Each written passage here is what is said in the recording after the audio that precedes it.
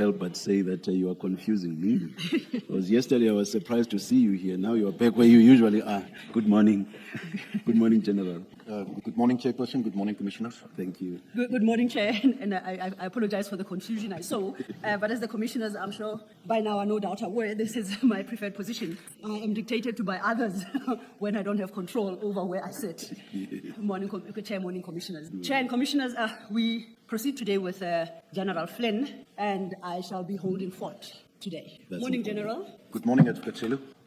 General, yesterday during your testimony, some issues arose, I think, from the commissioners, and I thought it appropriate to perhaps provide fuller clarity on the questions on the answers you had provided to the questions posed. So I suggest that before we deal with the remainder of your statement, we take a step back and we try and address the questions in full that arose. And thereafter, we will get back to your statement. Would that be appropriate? Indeed, Commissioners. Before we do so then, Commissioners, you recall that yesterday General Flynn had indicated that he would be preparing a supplementary statement. That statement has been prepared, and your files have been duly updated. It is the last item in your current files.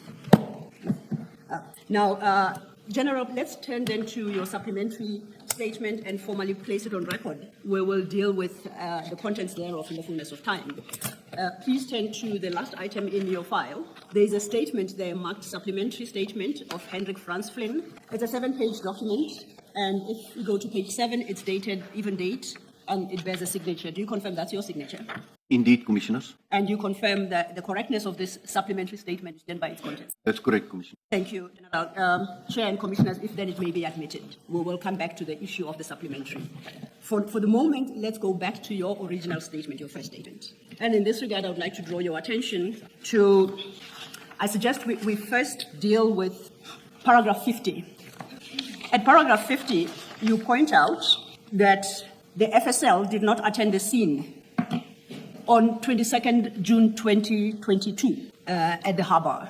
And the reason advanced was that FSL declined to do so because it was not a clean lab scenario, meaning it was not a clandestine drug laboratory. My question is, that term seems to refer to laboratory. And the scene as we had it at the harbour was not a laboratory case. Why then is the clean lab scenario of relevance to whether or not FSL could attend the scene? Commissioners, it became relevant because Colonel Jacob indicated that he requested their presence at the scene and they denied it. So there was no need to call them because even the protocol direct that LCRC or the local criminal record center attend to normal drug seizures and not the forensic science laboratory. So is it your testimony then that FSL in the circumstances was the wrong entity to make contact with?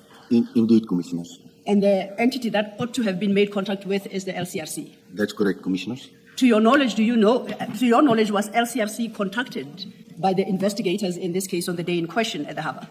I do not have knowledge of that, Commissioners. Did you say knowledge or record? I do not have knowledge of that. Knowledge of that. Thank you. The second issue is at your paragraph 51. And here you are dealing with the question of the requirement that the exhibits be sealed at the crime scene and not after they have been transported to Port Shepstone. You see, it's your last sentence in paragraph 51. I'm going to, and Commissioners, we now have 2 SAP-13s, and I think this would assist with a question posed by Commissioner Khumalo yesterday. I'll call the one the Isipingo SAP-13, and then we have the Port Shepstone SAP-13. Currently, hearing my voice back to me is rather weird.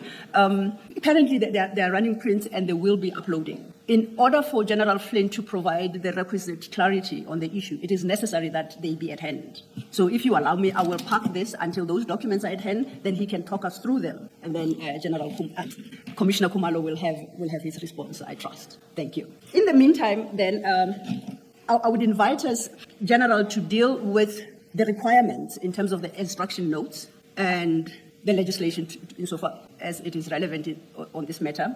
And then we will look at the SAP-13s themselves to determine whether or not they comply. I would suggest for that purpose then we go to your annexure HH2, HFF2.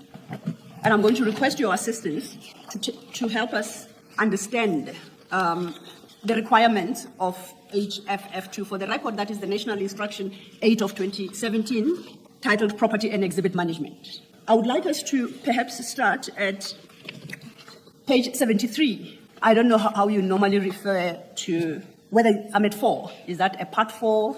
Is that a clause 4? Is that item 4? How do you normally refer to it? So, Paragraph 4. paragraph 4. Commissioner. Okay. Then let's start at your paragraph 4. Paragraph 4 speaks to or regulates the completion of SAP 13 registers when exhibits are handed in at the CSC. I think firstly, let's understand what is the CSC, and please, in that explanation, contrast it with what we generally understand to be a police station, if there is a difference. Commissioners, the CSC, as I explained yesterday, is the Community Service Center or the Charge Office. And that's the... I sometimes wonder why these names have been changed because they serve to confuse us.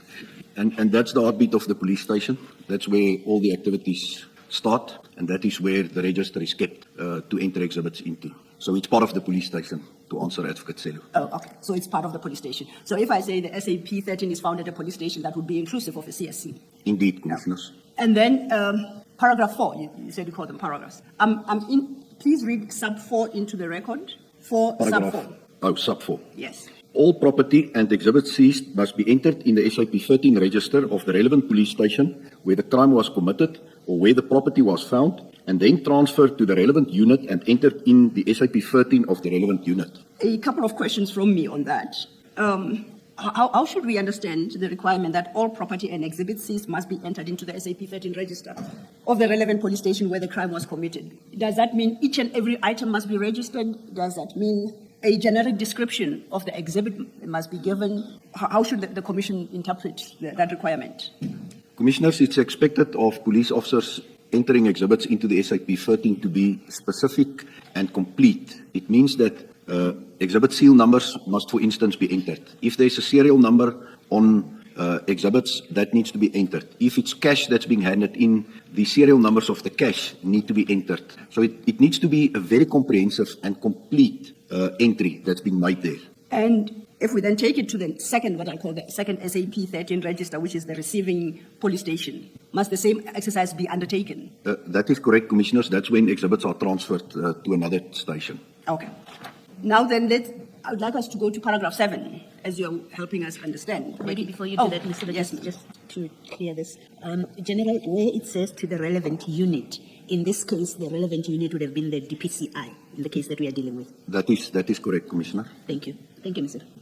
Thank you, Commissioner Baloy. To your response to Commissioner Baloy's question, I would like you to flag it, because as we work through this document, we will have to revisit that answer for clarity, okay? But in the meantime, I would like us to then go to paragraph 7 at page 74. And at paragraph 7, which is headed Property in Temporary Storage Facilities in the CSC, I take it, and police station, as you explained. And it requires that all property entered in the SAPS 13 must be locked in a temporary storage facility at CSC, where they must be kept safely until handed over to the station commander or exhibit official. In the case of the Port Shepstone seizure and the SAP entry at Isipingo, who would have at the time been the exhibit official? Warrant Officer Perumal, Commissioners. So Warrant Officer Perumal is our exhibit official. That's correct, Commissioners. Then I invite us to paragraph 8. You had touched on this briefly. Paragraph 8 regulates the transfer of exhibits from one police station to another.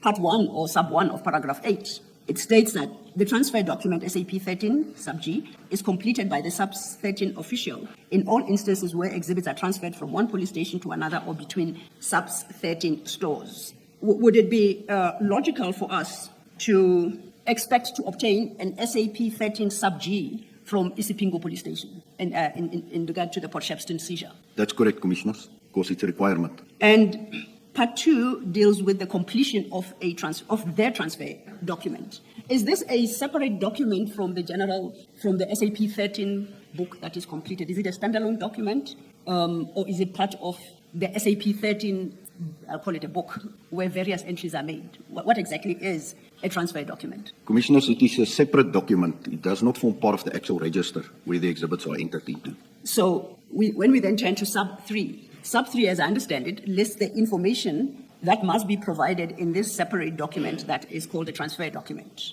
Am I correct? That's correct, Commissioners. And at sub 5, a similar requirement, but this time for the receiving station. So sub 3 regulates the requirement for a transferred document by the transferring station. In our instance, in this particular case, that would be Isipingo police station. Am I correct? That's correct, Commissioners. Sub 5 regulates the requirements for a transferred document by the receiving station. Is that correct? That's correct, Commissioners. So, and basically the requirements are the same. You said you haven't seen this transfer document. Have you seen any document that provides the detail required in sub 3? And No. I'm not calling it a transfer document for a moment, but any document that has captured the requirements of sub 3A to I. No, I'm not aware of any such documents, Commissioners. And similarly then, am I correct to assume that you haven't seen in respect of a document contemplated in sub 5, A to H? That's correct, Commissioners. Are you able to express a view then as to the correctness of or compliance of the transfer of these exhibits from Isipingo to Port Shepstone? There was non-compliance, Commissioners. Can I try to understand? In sub 5, what would be the receiving station on the facts of what we are dealing with? Commissioners, one of two, Port Shepstone Police Station or the DPCI SIP 13 in Port Shepstone. But was there a transfer to Port Shepstone? I believe we are coming to that, Commissioners, but indeed it went to Port Shepstone Police Station and not to the SIP 13 of the Serious Organised Crime Unit at Port Shepstone. Thank you. Thank you, Commissioner. And perhaps while we are here, there is what is formally called the Port Shepstone Police Station. Is that correct? That's there correct. There is a police station in Port Shepstone. That's correct, Commissioners. And that is different from the Port Shepstone DPCI offices. Is that not so? That's correct, Commissioners. Where what we know happened here is that the transfer, quote unquote, was from Isipingo police station to Port Shepstone offices. And that is where they were stored on the 22nd of June, 2022. Indeed, Commissioners. Then, if I could invite us then to overleaf at page 60 at paragraph 9. This deals with property dealt with by experts. And I'm interested in sub 1 of that paragraph. It reads, specialized units. Sorry, you send him back to 60, 70, 76. 76, did I say 60? Yes, he was going back to 60. Oh, I apologize. I guess I just saw the 6 and then added 76 for the record. 76. Just a very brief observation. 8.5, is there no need for the description of the exhibits? I see no reference to that there. Of course, you can't change the form, but I'm just asking out of interest. There is reference to that under 383, H, description of exhibits. I would have thought that the person receiving there should be an entry that says description of exhibits again to correspond with what the transferor says. That's correct, Commissioner. You might want to raise that with the relevant sections of SUBS. Thank you for that observation, Chairperson. Thank you. Thank you. Thank you, Chair. I have then directed us to page 76. And we are dealing with paragraph 9, the first subparagraph, sub 1. And it reads, specialized units resorting under the Directorate of Priority Crime Investigations, DPCI, and the Division Forensic Services may, with the consent of the Divisional Commissioner or Head, DPCI, keep separate SAP 13 registers to record exhibits. Do you see where I'm reading? That's correct, Commissioners. Is the Port Shepstone DPCI offices an entity contemplated in sub 1, or is that something completely different? Commissioners, that will only be an approved SIP 13 if it was approved by the national head of the DPCI. I do not have knowledge on Sorry, whether... before you go further, I'm trying to understand, before we get to the question of the SAP 13. This subparagraph speaks of specialized units resorting under the Directorate of Priority Crime Investigations, DPCI, and the Division Forensic Services. Now, my question is, Port Shepstone office, DPCI offices, are they the specialized service units that are referred to in this subparagraph? Indeed, Commissioners. And then taking it further, that subparagraph tells us that then the DPCI offices in Port Shepstone may keep a separate SAP 13 register to record exhibits with the consent of the divisional head, the divisional commissioner or divisional head DPCI. The divisional head would, in trying to understand the ranking, would that be the position? Who's the divisional commissioner? Perhaps let me ask that. Well, from my reading of this paragraph, Commissioners, the divisional commissioner referred to here is the divisional commissioner for forensic services. Yes. And then on the part of the DPCI, it is the national head of the DPCI that can approve such a SIP 13 facility or register to be kept. So in the absence of an approval such as contemplated in sub 1, Port Shepstone DPCI offices cannot retain a sub-13 register. That's Is that correct. correct? That's correct, Commissioners. To your knowledge, have the offices, and that's the Port Shepstone offices, ever been approved to retain such a register? I do not have knowledge of that, Commissioners. Now, you recall that Commissioner Khumalo asked you, I'll take a step back to page 75, about the receiving station. And your response, or I think it was Commissioner Balo, your response was that would have been Port Shepstone Police Station. Now, we know that the seized cargo was taken to Port Shepstone office, DPCI offices. You inform the commissioners that you are not aware of the offices having been cleared or approved to retain an SAP 13 register. If that's where they went, why then do you conclude that the receiving station in this instance, as in paragraph 8 sub 5, was Port Shepstone Police Station? These are two separate places. Commissioners, So, go ahead. after the exhibits was booked in and booked out at Isipingo on the 22nd of June 2021, the officers took the exhibits to the Serious Organised Crime Unit Port Shepstone, stored it there in the walk-in safe. And then only on a later date, on the 24th of June, the exhibits were entered into the SAP 13 at Port Shepstone SAPS, whilst it was still, until the burglary and theft, in the walk-in safe in Port Shepstone Organised Crime Unit. So if I understand you correctly, the exhibits were physically taken to Port Shepstone offices. 2 days later, they were entered into the Port Shepstone Police Station SAP 13. Am I understanding you correctly? That's correct, Commissioners. If Port Shepstone Police Station was intended as the receiving station, was it not required, therefore, to have taken control of the exhibits before they are entered into the SAP 13 at the police station in Port Shepstone? That's correct, Commissioners. But we know that it happened. Do you know whether there was ever a transfer, however temporary, from the DPCI Port Shepstone offices to the police station in Port Shepstone to complete the exercise, the SAP 13 exercise as the receiving station? Do you know? I'm not aware of such, Commissioners. Okay. Now, our SAP 13s are now available. Commissioners, there are two documents that have been presented before you. These will be handwritten, yes. They're actually completed forms. There are two of them. These are marked, paginated 193 and 194 as exhibits. There'll be exhibit CJC 193 and CJC 194 respectively. The small one is 193. 193 is the smaller one. For now, I'll call them the small one until the General confirms what they are. I always rely on the attorneys to Yes. sort that out for years. Yes, indeed, Chair, it shall be done. It was for purposes of the record. Yes, thank you. General, you have received the two documents that they've just been distributed now, I referred to, correct? That's correct, Commissioners. I would like us to turn our attention to the first. At the top right corner, it is written in manuscript A16. You see that document? That's correct, Commissioners. What is this? It's a two-page document. What is this document? Commissioners, it is a copy of the SIP 13 at Isipingo Police Station.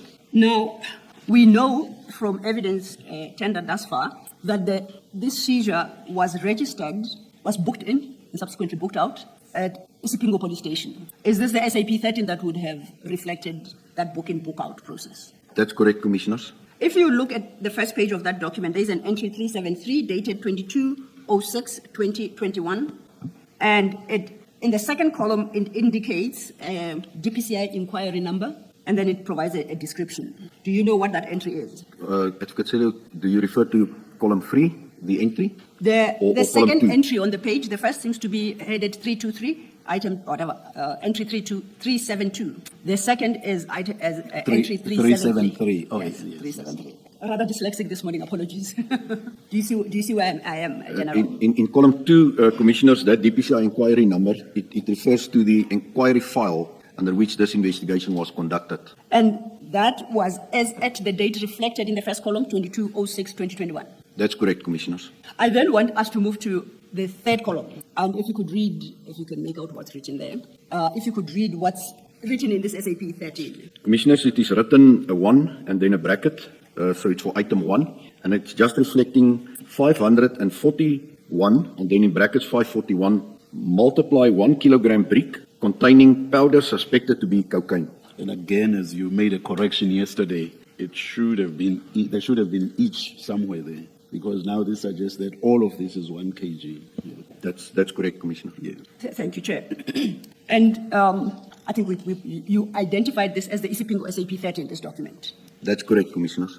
When one looks at this document, I do not see any further description as, I think, contemplated by the National Instruction 8 of 2017, that each exhibit must be individually identified in the receiving? No. In the first station where the crime is committed when they enter into the SAP 13. That's the totality of the description of the exhibit. It's inconsistent with the response you gave that each single piece of exhibit has to be individually listed in the SAP 13.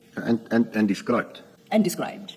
Yeah, you would, for instance, if it was properly done, I would have expected to see that there would have been multiple entries, Commissioners, first and foremost. Second to that, there would have been an indication to say one forensic exhibit seal bag with seal number 12345 containing 20 suspected bricks of cocaine. And that will complete that entry. And then the second and the third and the fourth. And then all other additional exhibits that might have been seized from a crime scene. And Sorry, what about the description of the containers? I mean, you can't just say a brick, because how does that work? My understanding was that they were wrapped in black or some other form of, because looking at this, it's so easy to swap it for something else, and nobody would know that the exhibits have been swapped for something else.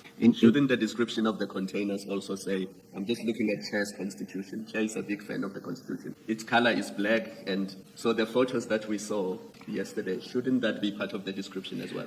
Indeed, Commissioners. That's why I say all other exhibits seized from the crime scene. And these are exhibits, the wrappings, the bags in which it was, the additional wrapping around that bags with the carry handles. All of those was then supposed to, after it was, the cocaine was removed from those bags, to also form part of the list of exhibits. I think look at the screen. That's what I correct. had in mind. Yes. so then in response to Commissioner Kumalo's question, is each one of those bricks ought to have been listed in this Isipingo SAP 13 and fully described?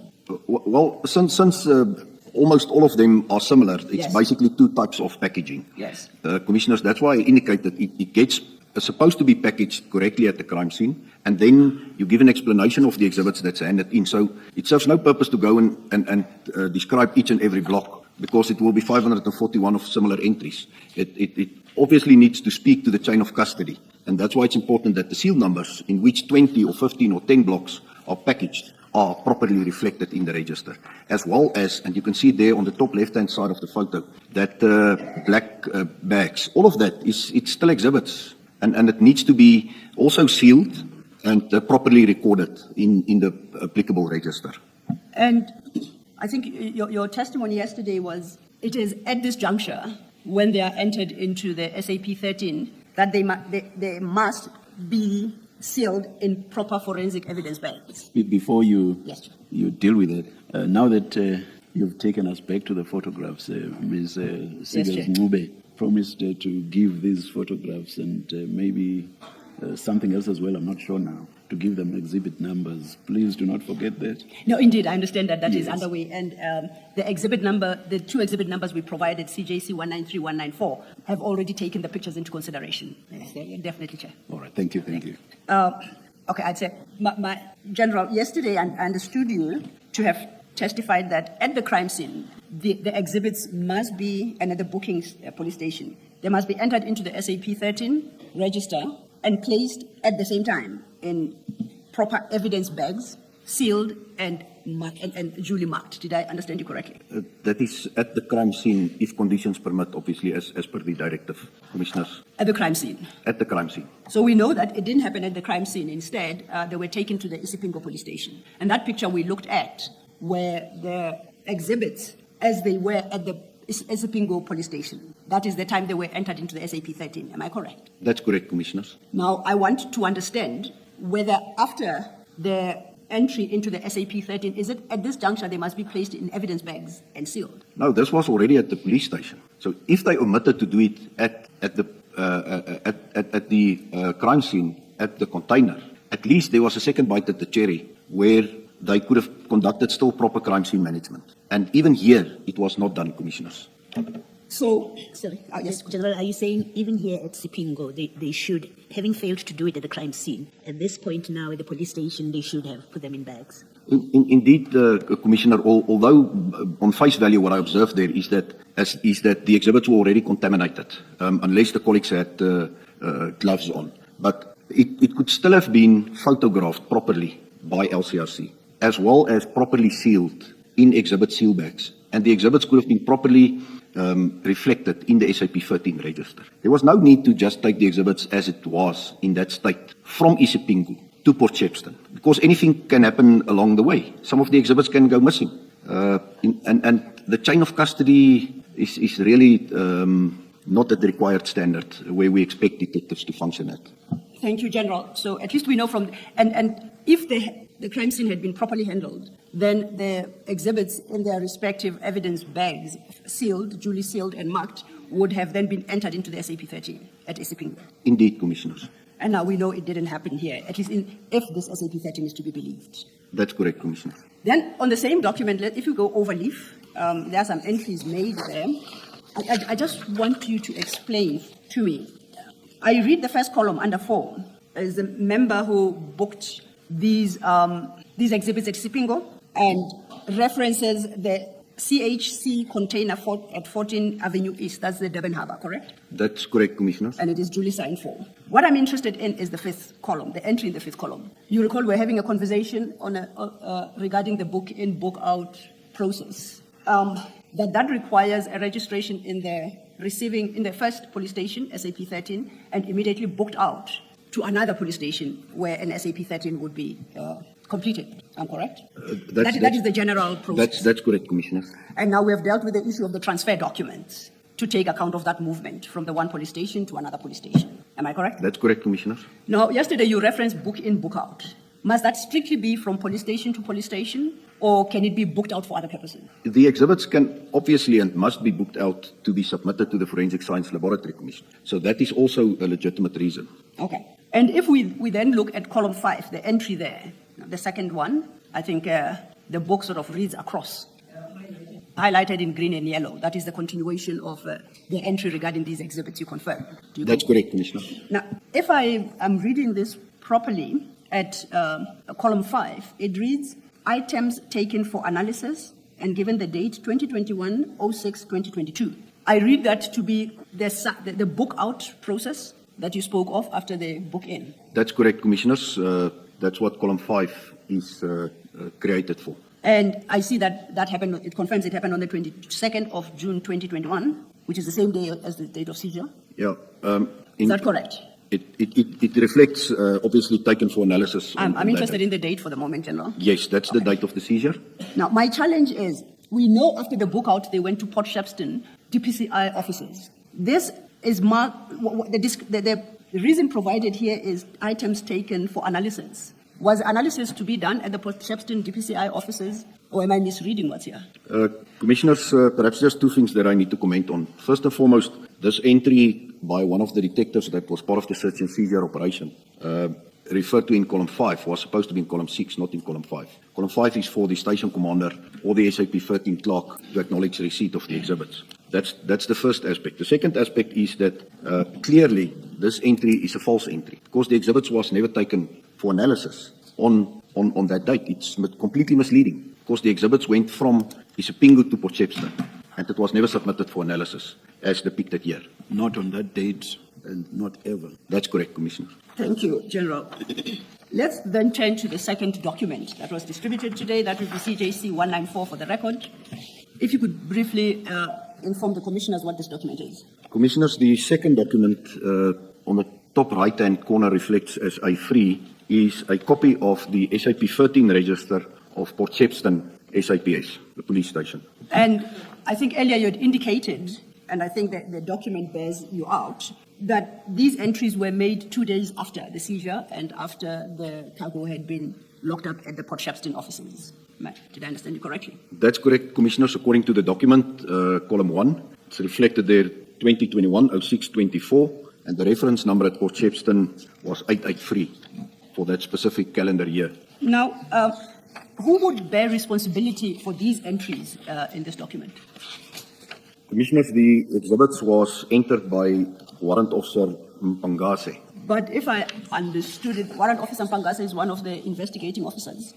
Should the SAP entry not be countersigned by the exhibit official, the official who is responsible for the exhibits at the police station?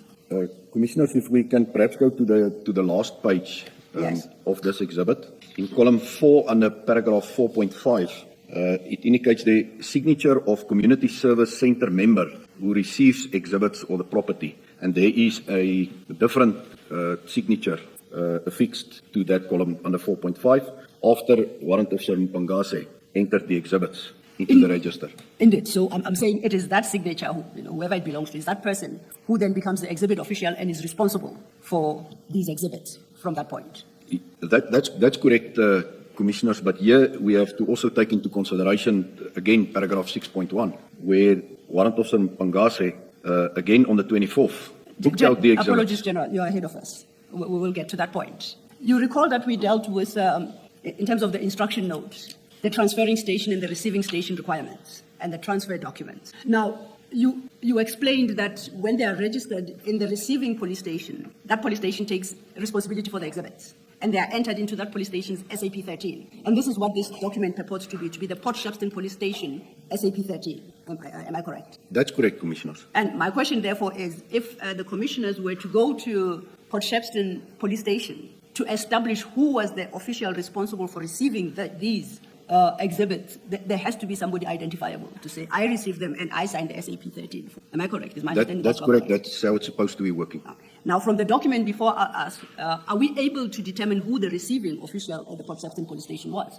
I cannot identify it from this document, Commissioners. And as you rightly say, at the end of that document, just under 4.5, is a signature with no name, no, is it a person, is it a member number, no date? No rank. No rank. Do you have any comments to what we are confronted with? Well, Commissioners, from a reading of the document, it's clear that this was just an entry into the register at this police station to have a reference number for the exhibits that's been kept at Port Shepstone. According to my knowledge, the actual exhibits was not taken out of the walk-in safe at the unit, taken to Port Shepstone, booked in there, booked out, and taken back again. This is just a paper exercise that was performed here. And that is why Warrant Officer Mpangase immediately again, or directly after he entered the year, on the same date, apparently he made the entry under paragraph 6, that the exhibits is taken for investigation. Taken from the Port Shepstone in 6.1. Yes, it reflects items 3.1 to 3.31 taken for investigation. Obviously then from the police station, because the entry is made at Port Shepstone Police Station. So it's incorrect, it's a false entry. We will get to you say it's Warrant Officer Mpangase's entries under 6.1. I'm still interested in what was happening to record these exhibits as received by Port Shepstone Police Station. As you sit there in the position that you are in, must somebody be held accountable for this entry besides Warrant Officer Mpangase, who at least signs here as the person handing them in? Must the purported receiving person be held responsible and answerable to what exactly was happening here? Commissioners, it's a difficult question. I believe that if that individual can be identified, it will be prudent to perhaps get a version from that official in terms of what transpired here before I can comment on whether that person needs to be held responsible. I do not know what transpired there. I'll put it differently. Somebody purported to have received these. You testified earlier that you know that they never left the DPCI offices in Port Shepstone. Is that a concern to you that you are confronted with an entry such as this in circumstances where somebody in Port Shepstone Police Station purports to be receiving something that never left the DPCI offices in the first place? Indeed, Commissioners, because it is a misrepresentation. Now, that person, would I be correct to conclude that based on what is written here, this person confirms that these exhibits were in fact cocaine? You remember when they left Isipingo, they are noted as suspected to be cocaine. The receiving, if we go to the first document, the Isipingo SAP 13, says 541 by 1 kg brick containing powder suspected to be cocaine. You confirm that, right? That's correct, Commissioner. And we know overleaf in that the entry was that these were taken for analysis. That's and correct. You testified that, to your knowledge, no analysis was conducted. That's correct, Commissioners. 2 days later now, Port Shepstone Police Station accepts them as bricks of powder. Also, my apologies, it still says suspected to be cocaine. I misread that. My question is there any evidence, objective independent evidence, that the exhibits entered into Isipingo SAP 13 are the same that are now registered here at the Port Shepstone Police Station? Is there any independent evidence that the Commission can turn to? I think you said that Isipingo is about more than 100 kilometers from Port Shepstone. Port Shepstone, that's correct. So what must we look to satisfy ourselves that what was registered as Isipingo is indeed what is now registered at Port Shepstone Police Station? There's no independent corroboration to come to the conclusion that what was entered in Isipingo is now entered at Port Shepstone, Commissioners. Now, are you in a position to express an opinion as now regards the conduct of Warrant Officer Mpangase, who, as you indicated under column 6, states that these items were taken for investigation? Do you have a view to express on that? Commissioner, even that is a misrepresentation. If it was booked out for investigation, there was no investigation to be done on the exhibits except for the work to be done by FSL. So it was supposed to read taken then for submission to FSL. That's what I would have suspected, not for investigation, because as a detective at organised crime, the warrant unfortunately cannot determine whether it's cocaine or not. So that's a misrepresentation. I'm sure you meant expected and not suspected. Expected. Yes. Thank you, Commissioner. Thank you, General. In both documents, the two SAP 13s, the exhibits are said to relate to DPCI Inquiry 28/06/2021. I think yesterday you touched on, an inquiry number versus a case number. And if I understood you correctly, for all intents and purposes, they're about the same, is it? It's a registered inquiry. That's correct, Commissioners. And this inquiry is registered at the DPCI, by the DPCI. That's correct, Commissioners. I would take it then once registered and investigations start,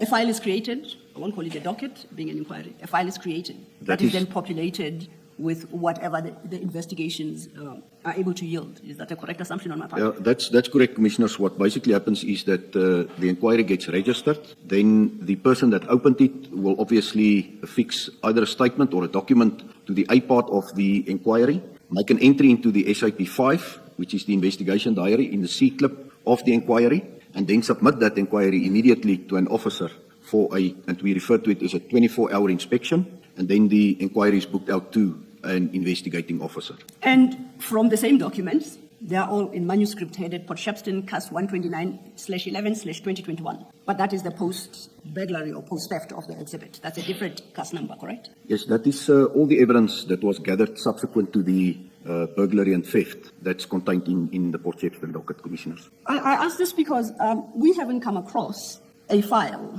containing any documentation of the type you described, or speaking to progress of investigations under that inquiry.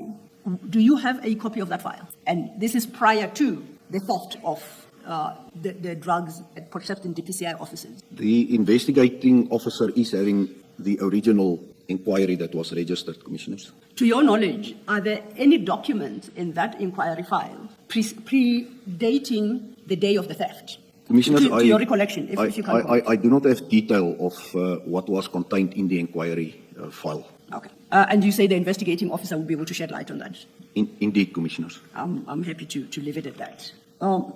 Now, I think we can then pick up from where you left off at your statement. Maybe before. Yes, Commissioner. General, this CJC 194, just to understand it, at the very last page, the entry there, it's the very last column in the extreme right. I think at the top it says page 56, if you're aware I am. That's correct, Commissioner. I observe it. So you've got that 6.1 entry there by Warrant Officer Mbangase, and then it says items 3.1 rather, to 3.31 taken for investigation. Am I correct to understand it to mean that he conveys that he took the whole consignment out for investigation? Is that a correct understanding? You are correct, Commissioner. If you, for instance, look at the previous pages, the list of exhibits booked in by Warrant Officer Mpangase was from 3.1 until 323. Just see the pages up to 351. Yes. Okay. So he's, So he's it means representing that he took everything. Everything. for That's correct, investigation. Commissioner. All right. And then still in that column, but the typewriting above where you've got those paragraph numbers, 6.4 above where you've got the typing, it says signature of deliverer. Now, if you look at the handwritten 6.4, it's a scribble, and I think Mr. Law was saying we can't tell who that is. Who is a receiver? Where it says signature of deliverer. What is contemplated there? The deliverer obviously will be, and on face value it seems to be the same person that signed on a 4.5, will be then the Community Service Center commander. in all probability, if it was not the SAP 13 clerk that affixed his or her signature to both columns. So they are a deliverer because what? They are the ones that hand over the And handing out the exhibits to again, Commissioner. Mpangase if things were done properly. Ordinarily, he would be handing over. That's correct, Commissioners. Okay, all right. And then lastly, in CJC 193, the smaller exhibit, the second page, and you touched on this, where Warrant Officer Mpangase gives the reason why the items are being taken out of Isipingo, and he says items taken for analysis. Is it a correct understanding for me to understand this to mean these, as far as this is concerned, this document, these exhibits remained under the control of Isipingo? They were just taken out for analysis. No. They were not being transferred to another police station. No, it does not remain under the custodianship or command of the Isipingo Station Commander. Mpangase assumed full responsibility for the exhibits when he booked it out. Okay, maybe let me ask it differently. So let's say, forget that we have 194, CJC, forget about it. Imagine it's not there, and all I have is this 193. And I look there where it says item taken for analysis. It gives me Mpangase and his first number. Should I expect that if I go to Isipingo, if this is all I'm dealing with, if I go to Isipingo, I should find these exhibits there because he says they've been taken out for analysis? Or does it mean taken out for analysis ordinarily would even include transferring them to a different station? Well, Commissioner, it can only mean what he has said here. It's taken for analysis. So it's not supposed to be at Isipingo Station further. The only place it can be will be at the different police station, but in terms of this entry, it's supposed to be at the Forensic Science Laboratory and at no other place. Thank you. Mr. Law, I want to ask a question, and please feel free to stop me if you're still coming to it, because I may be getting ahead of myself. General, shouldn't there be another document akin to CJCs 193 and 194 reflecting the arrival of these exhibits at the Port Shepstone DPCI office and their storage there? Shouldn't there be a document that accounts for that process?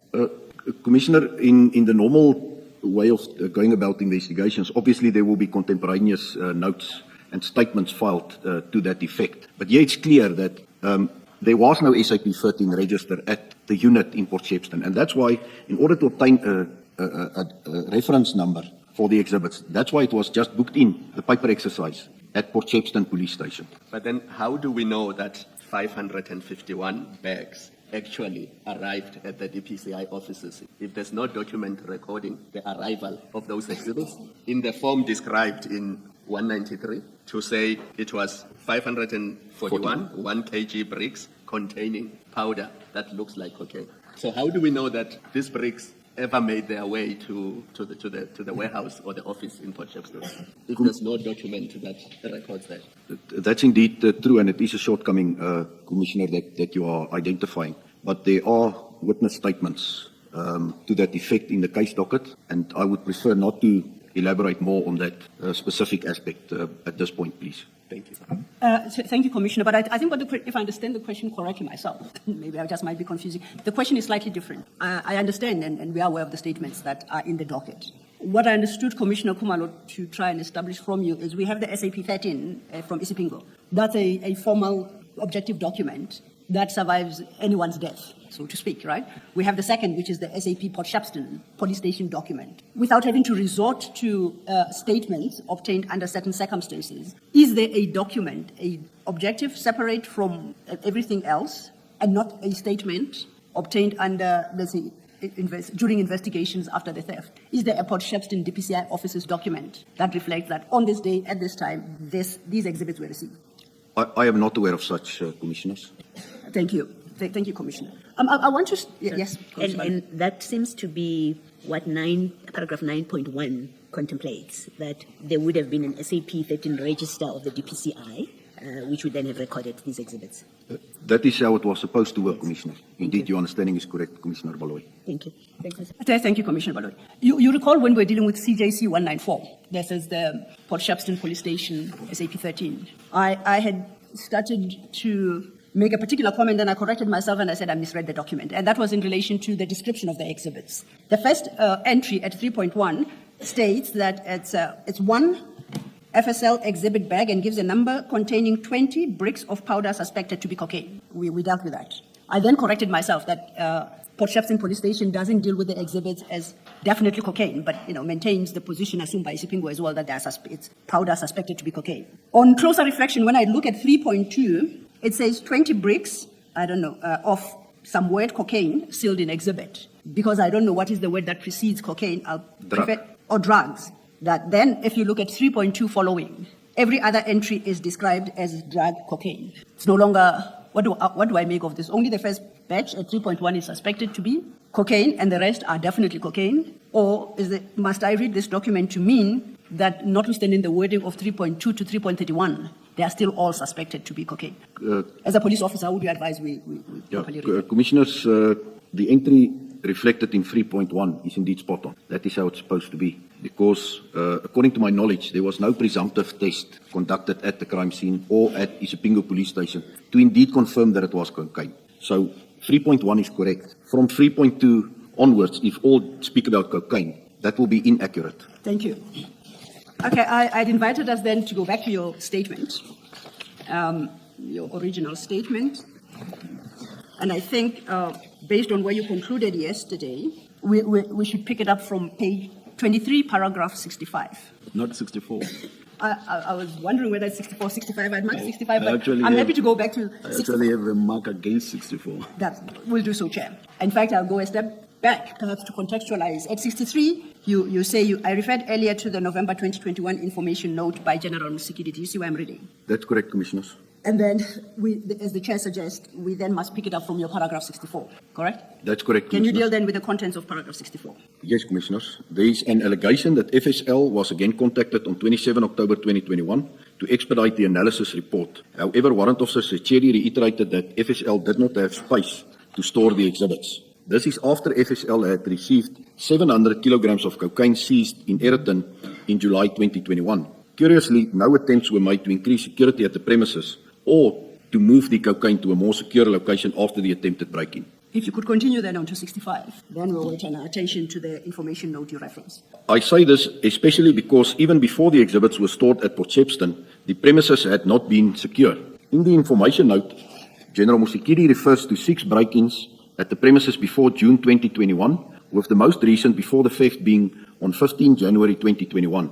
Most importantly, on 22 January 2020, Lieutenant Colonel S.R. Singh, Acting Section Commander Counterintelligence Crime Intelligence KZN, submitted a report to the Provincial Head of Crime Intelligence KZN, Provincial Head of the DPCI KZN, Section Head Operations Crime Intelligence KZN, Section Commander Ugu Cluster Crime Intelligence KZN, and the National Head Security Standard Counterintelligence to address the security breach at the Port Shepstone premises following the 20 January 2020 break-in. The report is attached to General Musikidi's information note. Okay.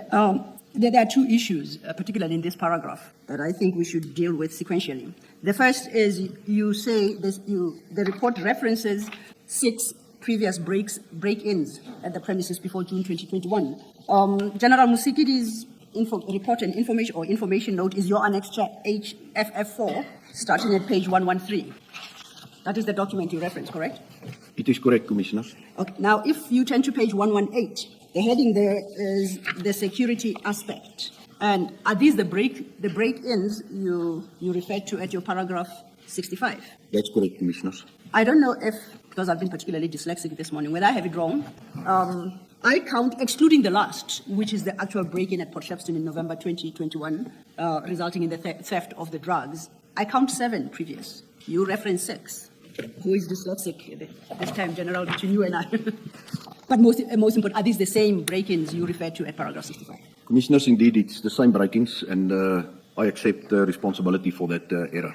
It's indeed 7 and not 6. Most importantly, it's for my own self-esteem, because it confirms I'm not particularly dyslexic. Thank you. So you say that would make it 7, according to that table, 7 break-ins at the Port Shepstone DPCI offices, or from December 2011 to October 2021. And once again, I'm discounting the last entry. Am I correct? That's correct, Commissioners. In your experience, how secure would you consider premises that have been broken into that many times over a 10-year period? I can make a call. I don't know if this is highly insecure, medium, or low.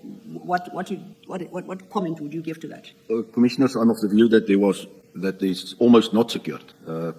It just shows us that here's a lot of opportunities for prospective housebreakers or burglars to gain access to this premises. So the security measures at that office obviously was not at the required standard. And in the same paragraph 65, you then deal with the communication by Lieutenant Colonel S.R. Singh. This is referred to at paragraph 4.2 of General Musikidi's report that we are considering, but I think best we go to the actual letter by Lieutenant Colonel Singh, and that you'll find still under the same annexure number HF4 at page 121. Do you see that?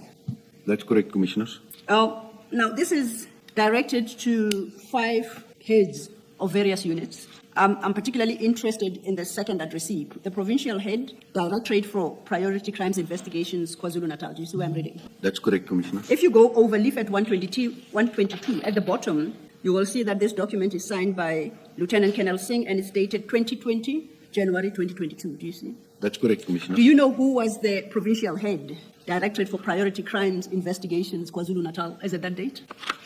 Commissioners, if my memory serves me correct, by then there was not a person appointed as the provincial head, so one of the brigadiers within the province would have been acting. General Sonona was only promoted and appointed later during 2020 to the position of provincial head for the DPCI in KZN. So subsequent to this letter, he got promoted.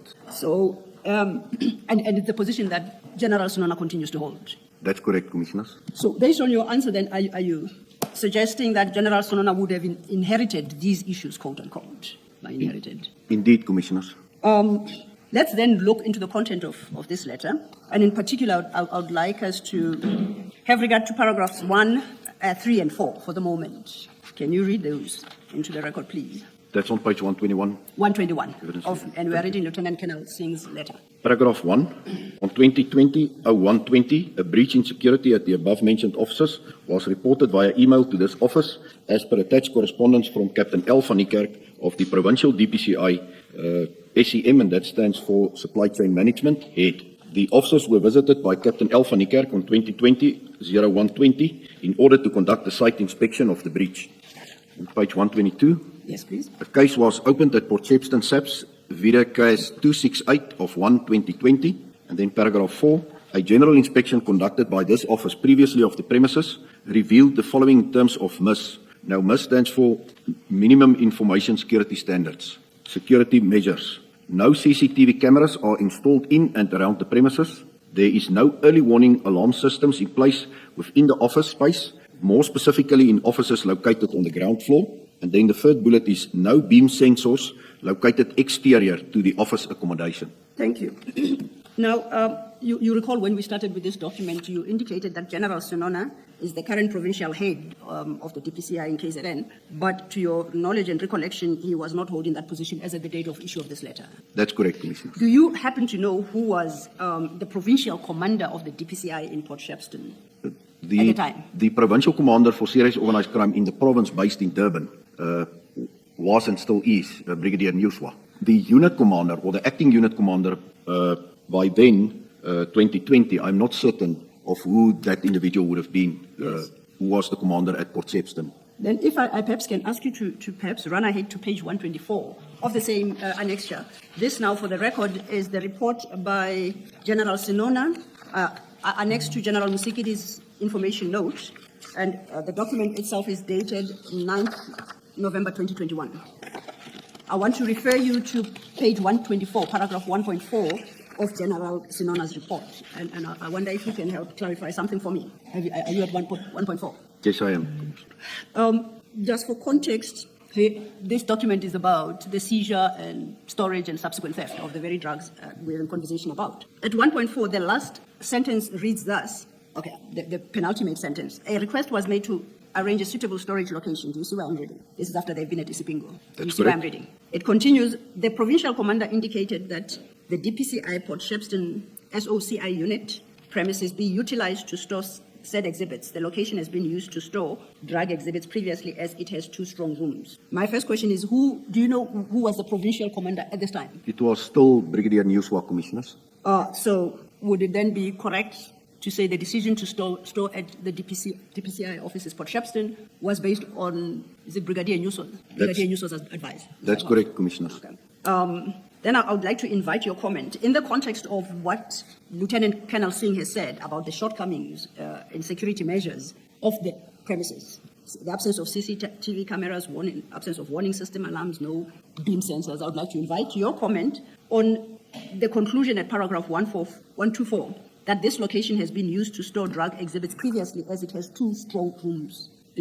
What is the fact that it has strong rooms? What impact does that have on the security arrangements that were in place at the time, as expressed by Lieutenant Colonel Singh in his letter? Well, Commissioners, the mere fact that it's a strong room is no guarantee that the crime cannot be committed, for instance, a burglary as it happened here. You need additional layers of security measures to obviously make it difficult or impossible for individuals to breach that premises first and foremost, and then to get access to the building, and then to execute successfully the breaching of the vault and the removing of the exhibits. So additional security measures is critical. If that's not in place, I'm of the view that it's extremely reckless and irresponsible to place exhibits in such a strong room or a vault. It would have been more safe at any other police station that is 24 hours manned, because at least you've got a human element then at the police station, and those police officers on duty in the charge office are armed. So at least that's an additional barrier that was completely absent here. Thank you, General. Then, if we could go back then to General General Lieutenant Colonel Singh's letter at page 121. He concludes that letter with certain comments, and they sound more like recommendations regarding being heard to the wording. He concludes, under comments, it is hereby recommended. Do you see what I'm reading? That's correct, Commissioner. Could you please read those recommendations into the record? It is hereby recommended that the above-mentioned office initiate processes in order to remedy the contributing factors that led to the physical security breach, which is, first bullet, installation of perimeter beam sensors around the ground floor of the office accommodation. Bullet 2, interior office accommodation infrared sensors. Bullet 3, engagement with the contracted armed response company to ensure efficient service in terms of timeous visits to the site. And then the fourth bullet, the upgrading and repairs of the perimeter lighting. Thank you. Do you know whether any of these recommendations were carried out? I do not have knowledge of such, Commissioners. So you're not in a position to comment whether or not any one of them was in place 18 months later when the theft took place? That's correct, Commissioners. Chair and Commissioners, I see it's 11. Might this be inappropriate? Let us adjourn and resume at 11:25. Thank you, Chair.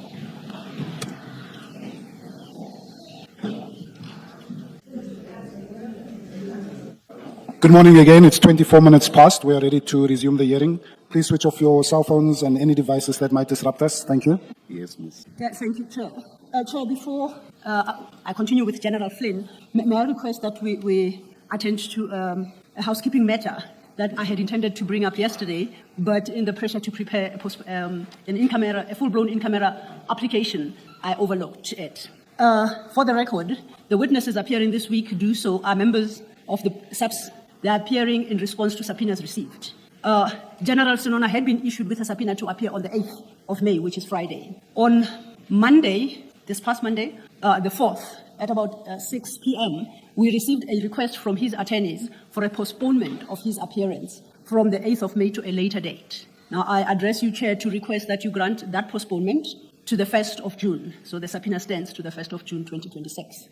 Just for the record as well, and clarity, the application to move one witness's testimony in camera is in respect of a different witness, and the outcome of that application, as you had indicated, is awaited tomorrow in the afternoon. You will determine whether that witness is proceeding in camera or in public, and that is still underway. So I'm moving I have a slightly different request, specifically in respect of General Sinona, that his appearance in terms of the subpoena issued be postponed to the 1st of June as they had requested. The request came through on Monday the 4th. Thank you, Chair. And sufficient reasons given by General Sinona's attorneys for the request? On your assessment? On my assessment.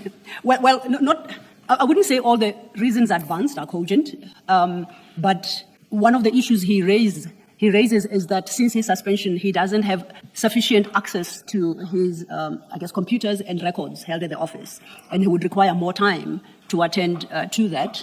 And I think perhaps that alone may be a sufficient ground to grant him the extension. He raises other issues in his request for a postponement, and he references his ongoing labor matter with the SAPS. And I think he says he's scheduled for an appearance on the 7th of May. So I would suggest that on the basis of those two reasons, there are other reasons advanced, of course, but I think those two reasons would be sufficient to argue for a postponement, Chair. Thank you. And if I may say, I would believe that if it is postponed to the 1st of June 2026, that would be shy of 4 weeks, and that is a fair postponement. The hearing of General Sinona's evidence is postponed to 1 June 2026 at 9:30 a.m. Most appreciated, and we shall communicate with him formally and so inform him, Chair.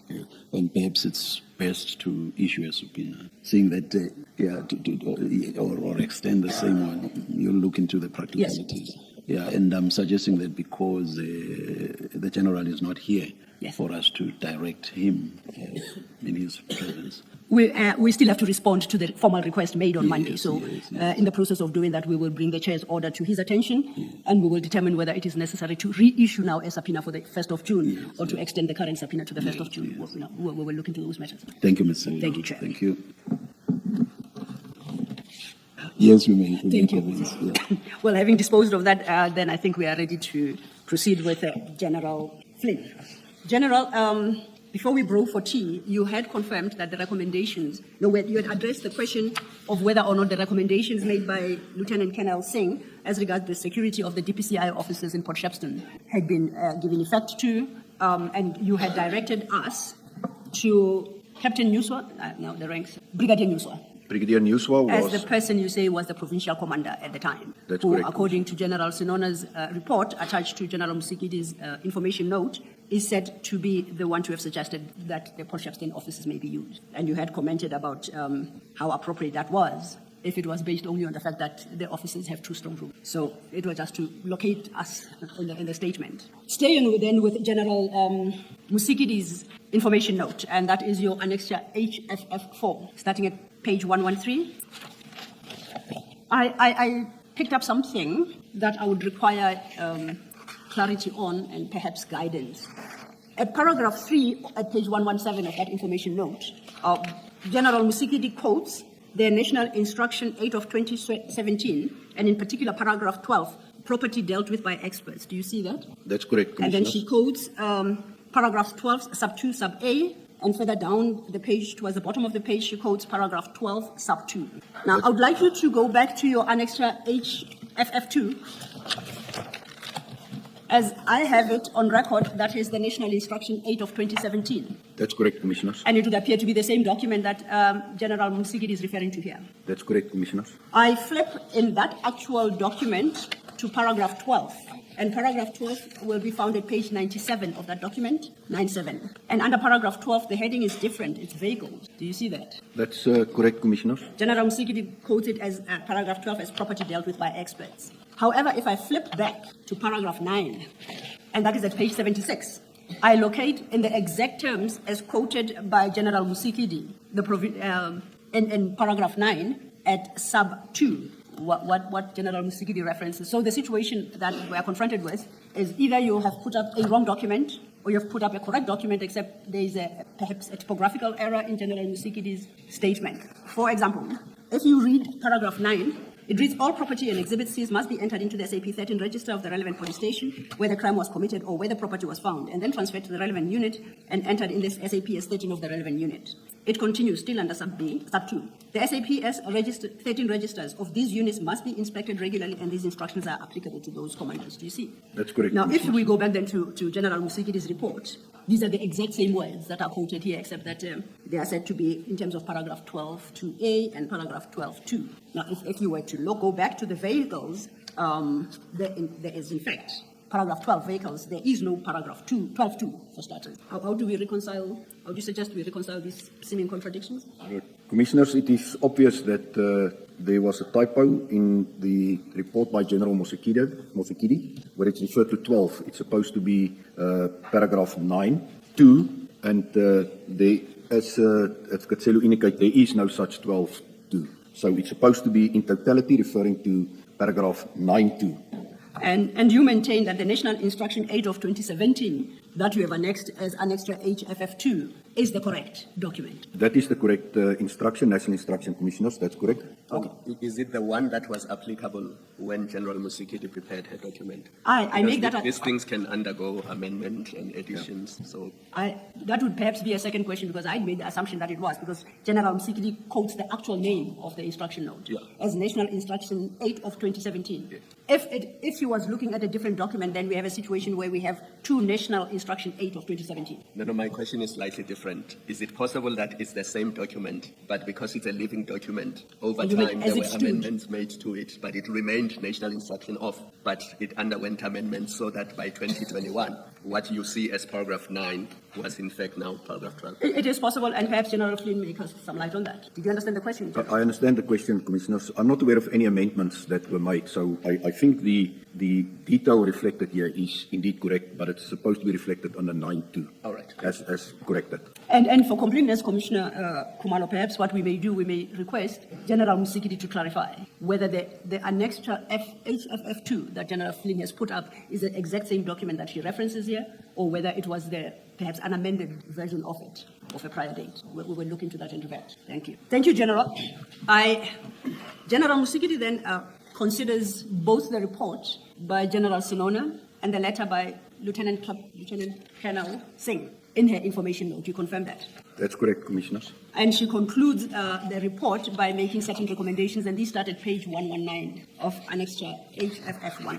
That's correct, Commissioners. Now, I would like you, I guess for the record, there are 4 recommendations made. If perhaps you could read them into the record, and then we will consider what is set out therein. Thank you. 6.1, that the national head appoint a senior functionary at the level of a Major General to lead an investigation in terms of SAP's Disciplinary Regulations 2016 to establish whether misconduct was committed in the handling and storage of the exhibits. 6.2, that the senior functionary provides the outcome of the departmental investigation in terms of Regulation 8.1 of the SAP's Disciplinary Regulation 2016. 6.3, that an audit be done at all DPCI buildings and offices to check compliance with minimum information security standards. And 6.4, that the Provincial Head KwaZulu-Natal provides a progress report on the site inspection recommendations by Crime Intelligence during January 2020. Are you aware? My apologies. I'll restate that. I think before we deal with the remainder of that document, I would like to find out whether you, based on the position you occupy within DPCI, are aware of whether or not any of these recommendations were given effect to. Commissioners, it is my understanding that no disciplinary steps were initiated against Major General Sonona or any of his subordinates. So that speaks then to obviously recommendation 6.1 and 6.2. I do not have knowledge in terms of the recommendations on 6.3 and 6.4 respectively, so I will not be in a position to respond to that, Commissioners. What should we make of General Libia's, because he doesn't approve the recommendations, he says discuss paragraph 6. That was the next step I was getting to. I just wanted to test with the General whether any of them were carried out. I do note the caution raised by General Libya. Now, as I read this document, if you go to 113, it is directed to the National Head, Directorate for Priority Crime Investigation. And at the time, that was General Libya, correct? That's correct, Commissioner. And as Commissioner Khumalo has indicated, it is put to him to approve or not approve all of the 4 recommendations made. You see that? That's correct, Commissioners. Now, there is a note in manuscript there, discuss paragraph 6, thank you. Now, I accept, and it's signed by Lieutenant General National Head, Directorate for Priority Crime Investigation, SG Libya, and dated the 28th of January 2022. I accept that you wouldn't know whether or not General Libya and General Musikidi didn't discuss, as he had suggested. That's correct, Commissioners. I was more interested in whether or not in your environment you are aware of any of these recommendations having been carried out, and you have responded to that. So I get Commissioner Khumalo, this is a matter that General Libya is better placed to shed light on. Thank you. I'm particularly interested in recommendation 6.3, the wording thereof, which suggested that an audit be done on all DPCI buildings and offices to check compliance with MIS. even outside the context of this document, which is where that is put up as a recommendation to General Libya, are you aware of an audit of these buildings ever having been undertaken? Commissioners, as I stated, I have no knowledge of recommendation 6.3 and 6.4 respectively, and I will not be able to comment on that. No, General, my question is slightly different. Are you aware of any audit since the break-in at Port Shepstone of DPCI buildings and offices to check for compliance with MIS? Are you aware of that exercise at all? I'm not aware of any such exercise, Commissioner. Thank you. Commissioners, I think, before I suggest wrongly, if we go back to your statement, that would then mean that we have covered, and I need you to confirm, your paragraph 66, 67, and 68. Do you confirm that we have covered what is raised in those paragraphs through the engagements we've had? That's correct, Commissioner. Okay. I know that after 68, you then make certain concluding remarks. I would invite you to deal with them, except I think that might be best done after you have dealt with your supplementary statement. So if we could pause that part of your statement and turn our attention instead to your supplementary statement that was admitted into evidence this morning. That should be located at the back of your file. And you indicate in this supplementary statement at paragraph 1 that you prepared this statement to deal with the analysis that you conducted, where you compared the events that transpired relating to 541 kilograms of cocaine seized since June 2021 and stolen from police custody in November 2021. And you do that comparison with other drug busts, seizures in Durban in the period 2020 to 2022, correct? That's correct, Commissioners. And that is the narrow view, perspective of this supplementary statement, that is the sole purpose. Am I correct? That's correct, Commissioners. Then if you could take us from paragraph 2 of your supplementary statement, which is where you deal with this analysis you conducted. Thank you. Thank you, Commissioners. In January 2026, I called for the inquiry files in respect of identified drug busts in Durban during 2020 to 2022 to see whether the 22 June 2021 seizure is evidence of a worrying pattern of irregularities or whether it is an anomaly. Perhaps my audit would reveal that additional training was required because this is a pattern of non-compliance with prescripts during seizures and that there is an innocent explanation for the irregularities. However, the subsequent theft of the 541 kilograms of cocaine made me very suspicious that the seizure irregularities were not the result of inadequate training. According to the DPCI's records, the following seizures occurred in Durban during the period 20 to 22. I'm not referring to any clandestine drug laboratories, Commissioners. That is then followed by a table listing a number of cases, which you say are seizures that occurred in Durban during the period 2020 to 2022. Below that table, you then address each seizure in turn. As we get to then paragraph 3 in that table, before we deal with each seizure in turn, are there any comments you'd like to make to this table? Commissioners, it's explained in detail in the following paragraph, so I can perhaps deal with the incidents and then perhaps go back to the column if that's needed. Yeah, the summary. I'm happy with that approach. So then we'll turn our attention to paragraph 4 of your statement at page 2, and that's where you deal with the first seizure, correct? That's correct, Commissioners. On the 5th of February 2020, members of the DPCI, Durban Serious Organised Crime Investigation Unit, were summoned to a crime scene at the CHC depot in Port Shepstone, Durban, where SARS Customs detected a consignment of suspected mandrax. The suspected mandrax was hidden in a container that was offloaded from a vessel that originated from China. The crime scene was properly dealt with in terms of crime scene management principles. The exhibits were photographed, weighed, and sealed in forensic evidence bags. The mass of the suspected mandrax was 547 kilograms. The exhibits were booked in at Isipingo SAPS under a reference number, and then the exhibits were submitted to the main forensic science laboratory in Silverton on 12 November 2021. FSL confirmed that the exhibits were mandrax, and the case was investigated by Durban under a certain reference number. Before we proceed to the next case, do we know whether there's been an outcome on this matter or investigations ongoing? Up to date, there's been no significant breakthrough on this matter, Commissioners, but we are looking into the matter again. Thank you. Then I think you can turn to paragraph 5, which is... Sorry, before you do. Yes. This is an operation in 2020. What would have happened to the drugs that were seized as at today? Commissioner Baloy, this is also the matter that I spoke to yesterday, the mandrax seizure, the 547 that went to Isipingo. So as I've indicated, upon closure of the inquiry, Forensic Science Laboratory are informed of the outcome of the investigation, and they then have the responsibility to dispose of the exhibits. So the current status of the mandrakes, I do not have any knowledge of. But ordinarily it would be where? If you say the investigation is still ongoing. Obviously, we after I summoned or requested these inquiries, we've looked into it, identified aspects that need further investigation. So that's why we are continuing with the investigation part. But once narcotics specifically is handed or submitted to the Forensic Science Laboratory, it's never returned to a SAP 13 facility. It is kept at Forensic Science Laboratory until the matter is finalized and then disposed of. All right, thank you. Thank you, Commissioner. Thank you, Commissioner Baloyi and General Flynn. So would it be correct then to conclude, because you don't say otherwise, as to where the Mandrakes is it a correct expectation that it should be with the FSL in Silverton, where it was delivered on the 12th of November 2021? If it's not already disposed of, it's supposed to be there, Commissioner.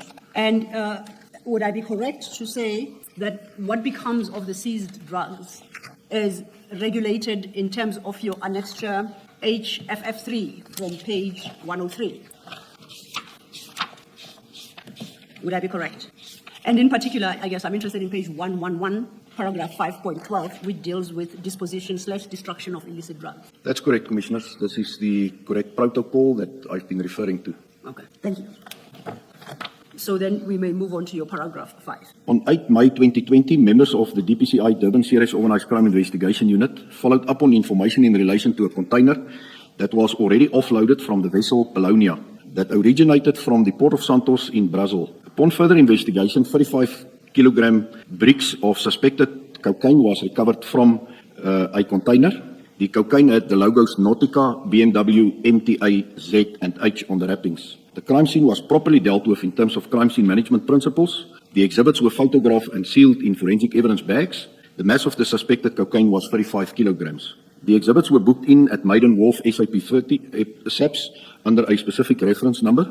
The exhibits were submitted to the Forensic Science Laboratory in Amanzimtoti on 21 May 2020. FSL confirmed that the exhibits are cocaine. The case was investigated under a reference number of Durban Soki. Commissioners, perhaps at this point in time, I should indicate that in this list, there was 3 cases where the exhibits was submitted to FSL in Amanzimtoti. And the reason for that is that you will observe that the mass of these exhibits is much lesser than the bulk seizures that was ultimately submitted to FSL in Silverton. So it includes this 35 kilograms as well as some of the seizures that is subsequently discussed.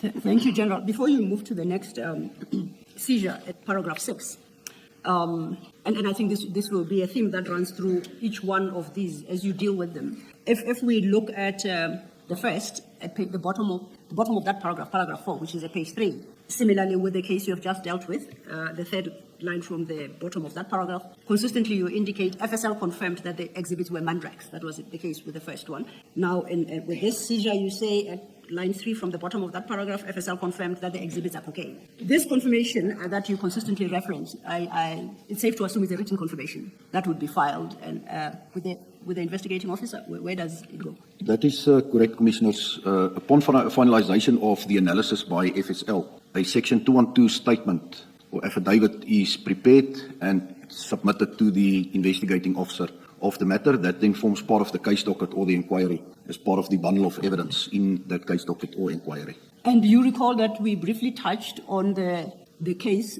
referred to as the inquiry in respect of the Port Shepstone drug seizure. Would it be a correct assumption? Firstly, was the Section 212 statement an analysis report filed in respect of the Port Shepstone seizure? No, Commissioners, there was never a report submitted or received from FSL. Formally, therefore, we don't know whether what was stolen was what was seized at the harbour was in fact drugs. Is there a report that confirms that it was firstly drugs and secondly that in fact it was cocaine? There is no such report, Commissioners. Okay. And if such a report would have been filed, is it fair to assume that it would be filed in the inquiry docket opened by DPCI? Yes, it would have been filed in the inquiry docket, Commissioners, because that was the instrument used to investigate the matter under an inquiry. Okay. Can I just get clarity on that? How long does it usually take from the date when the drugs are seized to when such a report is produced, identifying what the substance is? Or because in this case, I'm thinking June, July, August, September, October.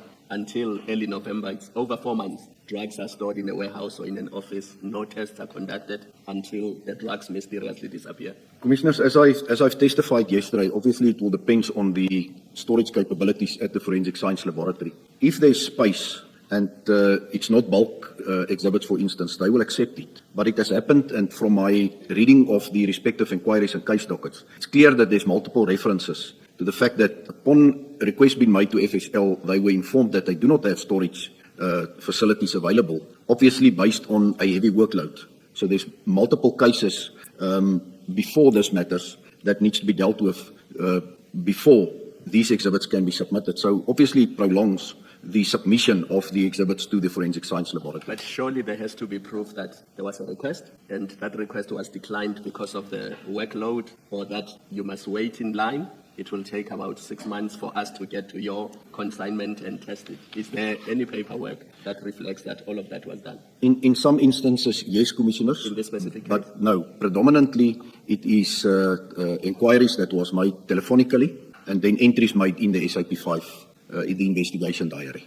Thank you, Commissioner. Commissioners, what I can perhaps also add to my statement here, in this matter specifically, due to the proper manner in which the investigation was conducted, the evidence collected in this case was lawfully transmitted to the United Kingdom upon their request, obviously by means of a mutual legal assistance application. And the UK authorities managed to prosecute an individual in the United Kingdom and obtained a conviction on the matter relating to the facts of this narcotics.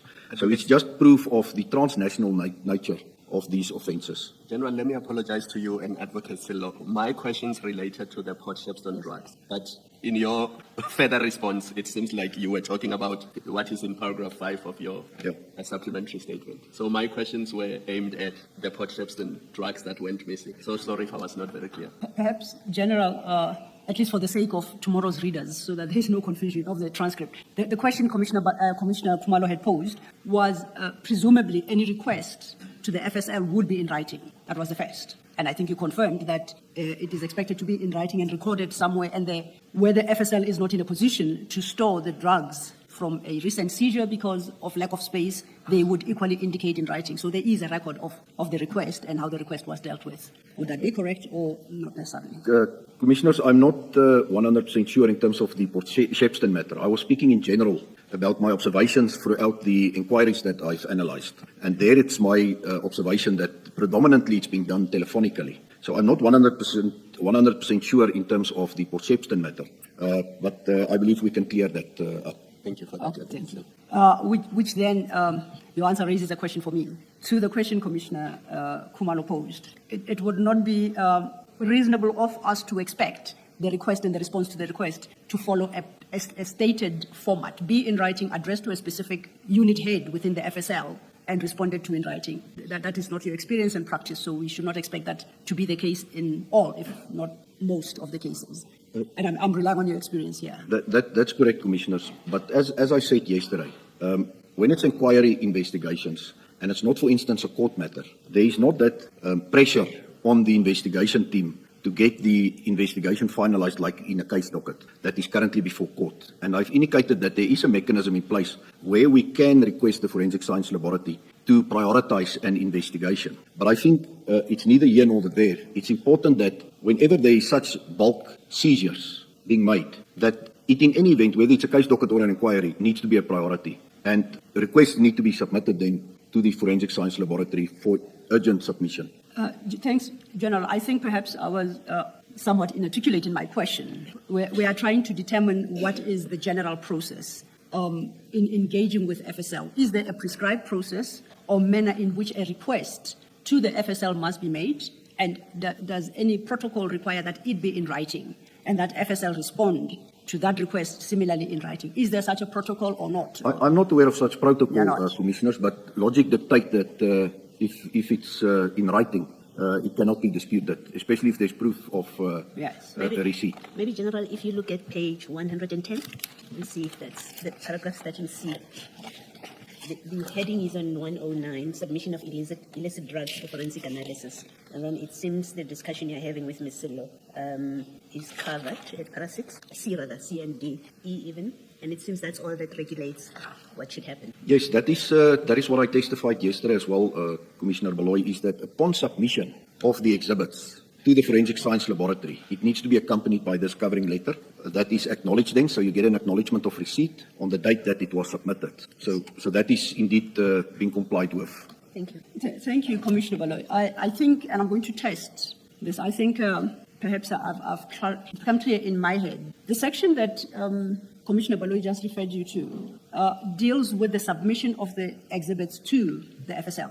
And it prescribes a process that must be followed. That's and correct. it does prescribe that there must be a written request and the like. The question, I think, Commissioner Kumalo, this time I do apologize, Commissioner. The question that Commissioner Kumalo and I think were interested, the answer there too, in, was relating to the request to FSL for storage, where FSL responds that it doesn't have storage capacity. So it's not the actual submission of the exhibits to. Yes. So then I'll take a step back. You remember in the morning when we started, I pointed out to your section of your statement, and I think General Musikiri also points out that when a request was made to FSL, it was rejected because FSL indicated that it was not a clean lab scenario. You recall that conversation? That's correct, Commissioner. And your view was that that rejection on that basis was correct because they ought not to have called FSL. It is LCRC they ought to have called.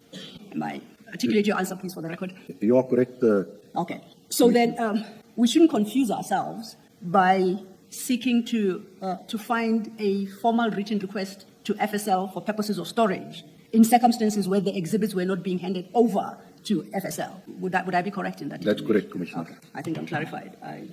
Advocate Silo, my concern, General, is looking at how the exhibits were stored and how they were recorded and the shortcomings that Chair listed yesterday. Remember, he went up to 9. I think Advocate Waloen Silo added 2 more. From where I'm sitting, and I could be wrong, but it looks to me like there was never an intention to submit this drugs to FSL. There was never an intention to have them tested because of how they were handled throughout and how they were recorded. It raises concerns to me that it doesn't seem like there was ever an intention that these drugs will go to storage in Pretoria or that they would be tested so that we can be 100% sure that it was cocaine, 541 kilograms. Because I cannot understand how there is no paperwork saying to FSL at some point when you do have capacity, we would like you to take these drugs. We would like for them to be tested so that we can ascertain that this was indeed cocaine. And if there's a need for people to be arrested and prosecuted, that can be done. What is your comment on my observation? I'm not stating facts, I'm just stating an observation.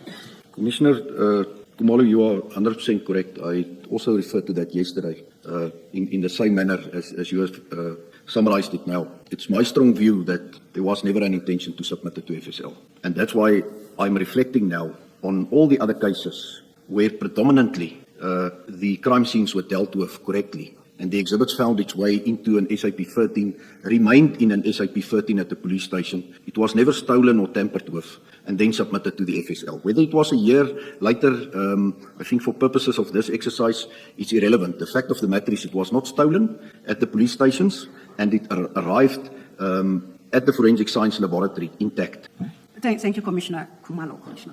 And General Flynn, I think we're dealing with the matter to your paragraph 5, that incident that you said, there was liaison with the British authorities and resulted in convictions in the UK. Are you in a position to comment about any prosecutions or convictions arising from that drug seizure of 8th May 2020 in South Africa? It's a yes or no. If you don't want to unpack, you don't have to. I just want to know what progress South Africa has made. There was no prosecution up to date in South Africa, Commissioners. No prosecution to date. I'll leave it there. I'll not probe any further. Getting back to your statement, if we look at your table, I think we are now at the third item, the 2021-02-23 matter, where under place and commodity you indicate green point. I'm correct, right? Now, actually, we should be dealing with the 2020 August 11. Yeah. The cocaine bust of 20 kg. That's our next. That's correct, Commissioner. And you unpack that into your paragraph 6. So if you could take That's it from correct. there. On 11 August 2020, members of the DPCI Durban Serious Organised Crime Investigation Unit followed up on information in relation to a container that was on the vessel Polonia that originated from the port of Santos in Brazil. The vessel was on anchorage before entering Durban Harbour. Upon further investigation, 20 kilogram bricks of suspected cocaine was recovered from the container. The cocaine had the Audi logo on the wrappings of 10 of the bricks. The other 10 bricks had no logo on. The crime scene was properly dealt with in terms of crime scene management principles. The exhibits were photographed and sealed in forensic evidence bags. The mass of the suspected cocaine was 20 kilograms. The exhibits were booked in at Durban Central SAPS under a reference number. Then the exhibits were submitted to FSL in Amanzimtoti on 1 September 2021. And then FSL confirmed that the exhibits were cocaine. And then the case was investigated under a certain reference number. And here, Commissioner, there's 2 cases where LCRC did not attend to the crime scene. But the investigators, and it's not clear what was the reason for the 2 incidents. It is then this case and the Manuchar case. LCRC did not attend to the scenes. But the investigators themselves complied with directives by having contemporaneous notes, by taking photos of the exhibits, and properly securing it by sealing the exhibits there and then where it was recovered from the container. Before you move off that point, is it your testimony that it is imperative at all these seizure scenes that the LCRC be present, or it is not necessarily a requirement? What is the actual position? It is very important, Commissioners, especially when it comes to the prospects of lifting fingerprints and touch DNA, which cannot be performed by an investigator. Although an investigator can take photos, compile it into a photo album, and ensure that the chain of custody is maintained and the integrity of the investigation is upheld by properly sealing the exhibits in exhibit bags. Investigators are not capable of performing that 2 very important aspects. And in this case, I think you specifically pointed out that the risk of non-attendance or attendant on the LCRC not attending the scene was somehow ameliorated by the actions of the investigators themselves. Is that correct? Yes, some of the tasks were performed, Commissioners, as I've indicated. But the reason why the investigators moved in here and conducted the investigations was that they had to beat the criminals to the vessel, and specifically the container. So there is an acceptable explanation for what transpired here. It's not clear in the Manuchar matter why Colonel Sabia did not summons LCRC to that matter. But in this matter, and I have the detail of the matter, which I prefer not to disclose to the Commission, I'm satisfied that there was no wrongdoing on the part of the investigators in relation to the seizure of the 20 kilograms from the vessel. I don't know if the commissioners have caught on the DPCI language. Is this case you keep, is it Manucha? Is that our Port Shepstone matter, the Durban seizure of 22 June 2022? No. The Manuchar seizure is a complete separate and non-related matter. Okay, I'm clarified. Then my question is, in the Port Shepstone matter, the one that we've been dealing with, the LCRC did not attend the scene. Do you have an understanding of why that happened? Why the LCRC did not attend the scene at the harbour during the seizure of the Port Shepstone? It's because they were not summoned, Commissioners. They were simply not summoned. That's correct. Colonel Jacob indicated that he called Forensic Science Laboratory, but there was no indication that he ever requested the presence of the LCRC. And that was the important section to be present at that incident. And when you deal with this case, you do point out that LCRC as well did not attend, and you gave explanation for why that was the case. But you went further than to say the failure to call LCRC in this particular instance was addressed by the steps that the investigators on the scene took. I understand you correctly? That's correct, Commissioners. Now, if I contrast that with the Port Shepstone matter, where similar steps taken from the records that you have been able to go through, were similar steps taken by the investigators to cover for the absence of the LCRC on site? By no means, Commissioners. There was just a few photos taken of the exhibits there at the police station at Isipingo, few photos of the exhibits in the container, and shoddy work, to say the least. It was as if the investigators were in a hurry. And lastly, I think you made the comment that you understood why the LCRC was not called to the scene on the day in respect of this seizure we're talking about. And if I heard you correctly, you said they were trying to beat the criminals to the container. Did I understand you correctly? That's correct, Commissioner. So there was a level of urgency in that case. Indeed. Did the same level of urgency attach to the what I'll call the Port Shepstone seizure? No, Commissioners. Thank you.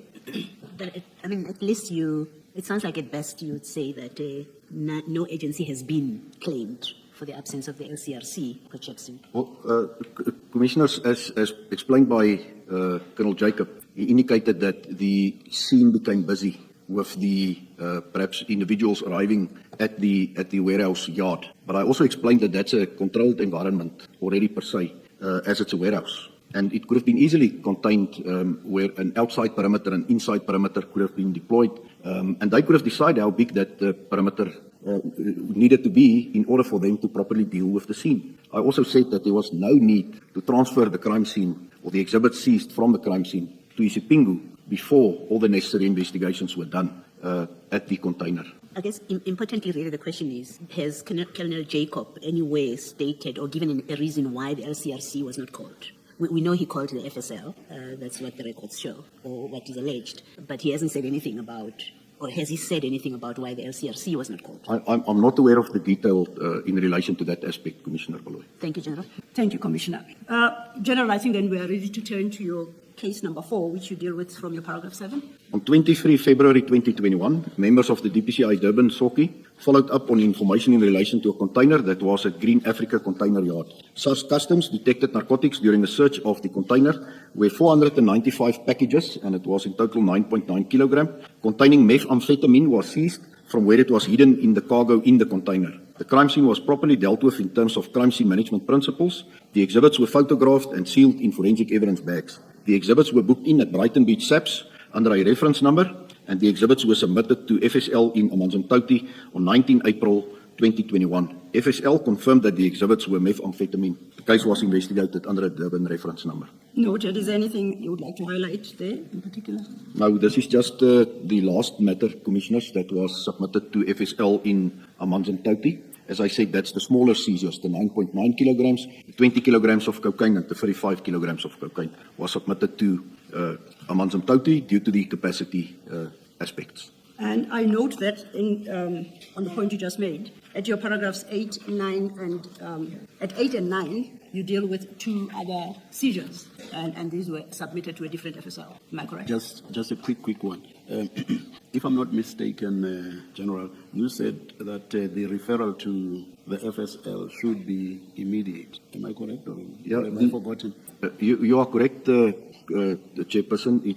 According to the protocol, the exhibits must be submitted within 7 days. Within 7 days. Obviously. Yes. No, sorry, Commissioner. Oh, I'm saying I'm looking here at 23 February and a referral on the 19th of April, almost 2 months later. Yeah, indeed, it's non-compliance with the protocol, Commissioner, but I'm not in a position to comment on the reasons for that. Yeah. But I think what's important, and that's the point that we want to drive home, is that There was a referral. there was indeed a referral, although it has fallen outside the 7-day period, but the exhibits arrived at FSL intact, accepted, analyzed, and we received a report. Except that perhaps the longer the period before the referral, the more the possibility of something going wrong with the exhibits, either them missing, being tampered with, or whatever. You are correct, Commissioner. The risk obviously remains that there might be tampering with the exhibits. It's indeed true. Thank you, General. Thank you, Chair. Then, General, we turn our attention to your paragraph 8 at page 4. On 30 July 2021, members of the DPCI Durban followed up on information relating to the possible smuggling of narcotics concealed in the shipping containers destined for a major truck assembly plant in Gauteng's Kanya. When the container doors were opened, the officers noticed black bags inside the container. As the officers suspected it to be bags of cocaine, they halted the process until LCRC arrived. This is the matter I spoke to yesterday as well, Commissioner. There was proper crime scene management as the scene was investigated for fingerprints, DNA, and photographed. A duplicate seal was recovered from the container. 29 bags, each wrapped in black tape, with carry handles exposed, were recovered. 999 bricks of cocaine were recovered from the bags. The mass of the cocaine was approximately 1,000 kilograms. The narcotics were transported to Maiden Wolf SAPS, where they were booked into the SAP-13. It's alleged that the suspected cocaine could not be submitted to FSL as they did not have enough space in their vaults. The exhibits were accepted by FSL in Pretoria on 12 November 2021, after the burglary and theft of the 541 kilograms of cocaine at Port Shepstone. So is your paragraph suggesting that some good came out of the theft of the cocaine at Port Shepstone? Because then this seizure could be accommodated at FSL in Silverton. Well, very, very shortly after the burglary was detected, Commissioner, I believe that my counterparts at Forensic Science made the means to accommodate this major seizure, and then it was submitted. And this was 1,000 kilograms, about twice the size of the Port Shepstone seizure. That's correct, Commissioners. Thank you. You may proceed. On the 16th of February 2022, members of the DPCI Durban SOCI, in conjunction with Crime Intelligence, followed up on information in relation to a container that was at Manuchar warehouse where 550 bricks or 550 kilograms of suspected cocaine were seized from where they were hidden in the cargo in the container. The container originated from the Port of Santos in Brazil. The crime scene was properly dealt with in terms of crime scene management principles. The exhibits were photographed and sealed in forensic evidence bags. The exhibits were booked in at Mbilu under reference number, and then the exhibits were submitted to FSL in Silverton on the 24th of February 2022. FSL confirmed that the exhibits were cocaine, and it was investigated under a Durban SOCI reference number. Commissioners, this is the other matter where LCRC did not attend the scene. It's not clear why Colonel Sabia did not summons them, but from a study or an analysis of the inquiry, it's clear that there is contemporaneous notes. The exhibits was photographed and then properly sealed in the forensic bags before submission. But you would, because LCRC wasn't there, you still miss the DNA evidence that you might have been able to pick up, DNA and fingerprint. Indeed, Commissioner Bloy, that's correct. It's a shortcoming. And the referral to FSL here was relatively quick. The discovery is in February and the referral is in February still. The one just before that, the one involving the truck assembly plant, that's about 4 months. Indeed, Chairperson. Thank you, Chair. Thank you, Commissioner Baloyi. And did you, unless I missed it, did you indicate whether you are aware why LCRC was not called for this particular heist? It was not established as yet. I have not consulted Colonel Sabia on that matter, Commissioners. Thank you. And so Colonel Sibia, would that be the investigating officer, or why the particular colonel? He was the senior member at the crime scene and then also the investigator of that matter, Commissioners. Thank you, noted. You then deal with the last matter at your paragraph 10 overleaf at page 6. On 28 November 2022, where members of the DPCI SOCI attended to a crime scene at R&D Port Operations, where 60 bricks, 60 kilograms of suspected cocaine was seized from where it was hidden in the cargo in the container. The container originated from the Port of Santos in Brazil. The crime scene was properly dealt with in terms of crime scene management principles. The exhibits were photographed and sealed in forensic evidence bags, and then the exhibits were booked in at Brighton Beach SAPS under reference number Brighton Beach SAP 13. And the exhibits were submitted to FSL in Silverton, and they confirmed that the exhibits were cocaine. The matter was investigated under a Durban reference number. And would we be reading your statement correctly, where you conclude on each case by referencing the investigation number, case number, but you say nothing further about that no convictions as yet have been obtained in respect of any of these seizures? Would that be a fair conclusion? That's correct, Commissioner. I will not inquire into the reasons thereof. I just wanted to establish the status of prosecutions and convictions. No, there was no convictions or prosecutions in any of these matters, Commissioners. But you consider them live and ongoing matters? Well, that's part of the inquiries that I summoned and retrieved from KZN, and there's ongoing investigations, Commissioners. Thank you. I'm happy with that. General, is there a standard, for a prescribed standard for where to store seized narcotics in the same way that you have a standard about how to store firearms? It has to be particular safe, as I understand, a safe of particular type.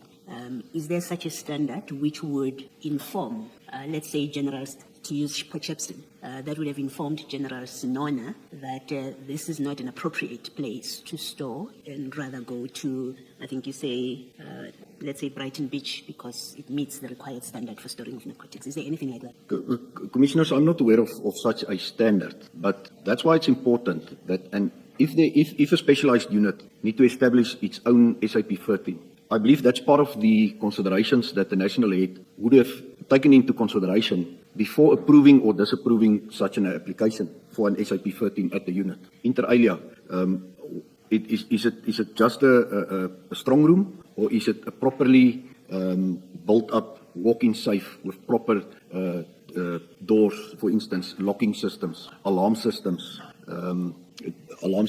not just in the safe but outside, perimeter fencing, beams, etc. All these considerations. So I think that's the important part here.